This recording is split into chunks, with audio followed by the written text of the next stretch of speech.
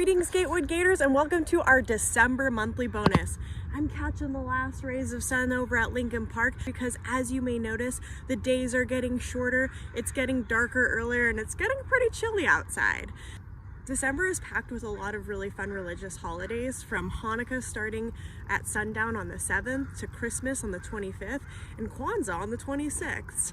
Now, while not everyone may celebrate those holidays, there's something that we can celebrate, which is the start of winter. Our official start of winter is December 21st. That is when there is the least amount of daylight. Depending on your cultures and beliefs, people celebrate winter in different ways, but one way that I really like to do, following a lot of the Nordic traditions, is to celebrate the evergreen tree. Evergreens are these beautiful green trees that we see all over Washington state. They are called evergreen because they stay forever green. Unlike those deciduous trees we talked about last month during our wreath making, whose leaves fall during the autumn months, evergreens stay green year around, and that is why we are called the evergreen state. I'm admiring a beautiful cedar here, but there's tons of different types of firs and spruces and other forms of greenery that are evergreens. And we are going to be making a little bough or a garland to celebrate the coming winter. I have just a regular shopping bag with me. You can use plastic bags, paper bags, whatever you have around. And I also have a pair of just cheap scissors just to help me. Sometimes it's a little bit easier with these evergreen trees just to snap the branch, but remember that you're just trying to take little bits here and there. You don't want to do a huge impact. That means we're not snapping giant branches off. We're going to be careful and thoughtful with it. So for example, I'm going to cut a branch from maybe over on this side, maybe one over there, and maybe one from over there. And then I'm going to move on to the next tree. So let's go ahead and get started. Oh, smells so fresh.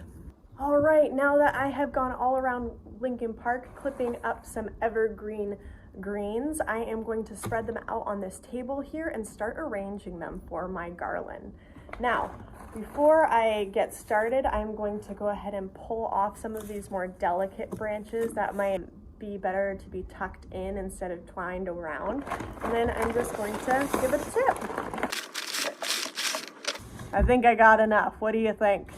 So now what I'm going to do is I'm going to see how I want to arrange them. Now, if you're just trying to put a little display for the center of your table, you're going to want it to be just a small little cluster. If you're trying to make a long garland to go maybe on a railing or outside and to decorate along a windowsill or to put up on a fireplace, then you're going to want it to be a longer string.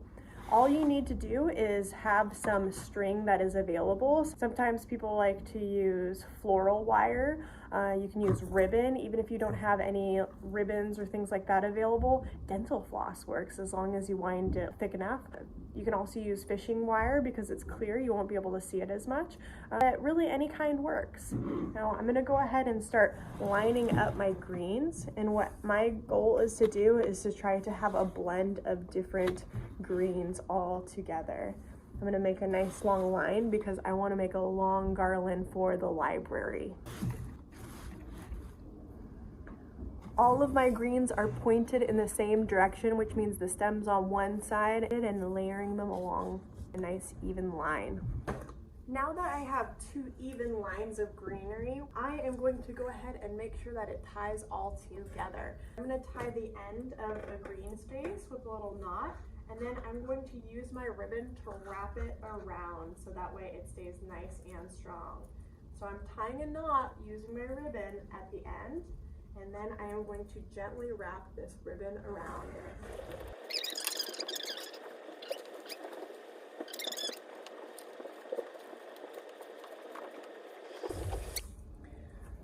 As you can see, I pulled pretty tight so that my green stays together when I pick it up. You still want to be gentle with it as you rearrange it and put it on places because it can fall apart.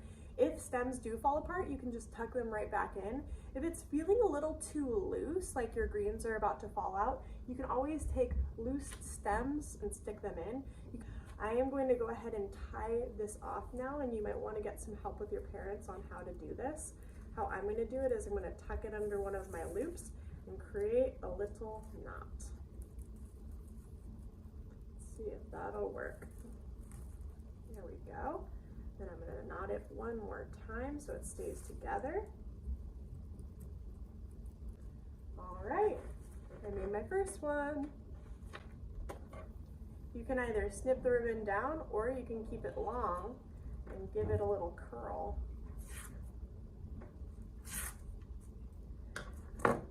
Now here is the fun part, getting to tuck in some pine cones, maybe some colorful berries that you found. They can be bows, you can do ribbons, you can even do bells. I'm gonna go ahead and use a ribbon to tie some pine cones on.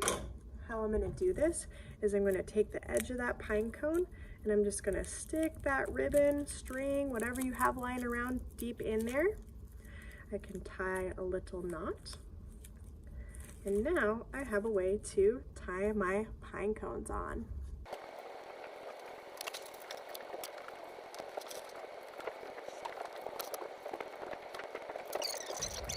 Finally, I have a few stems of red berries, and I'm going to very delicately take each branch and just tuck it in here and there where I want to add a little splash of color.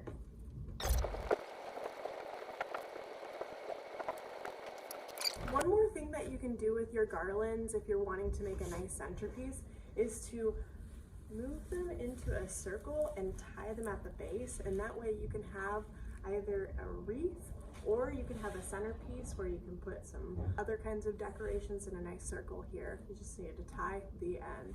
For now though, I am going to put my garlands in our library.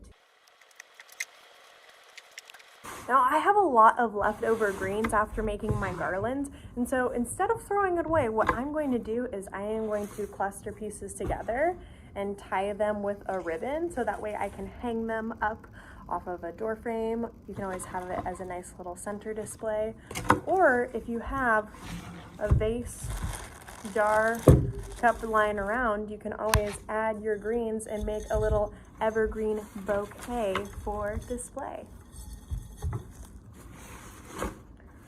Oh, I love this little cedar one. Look at those cute little pine cones.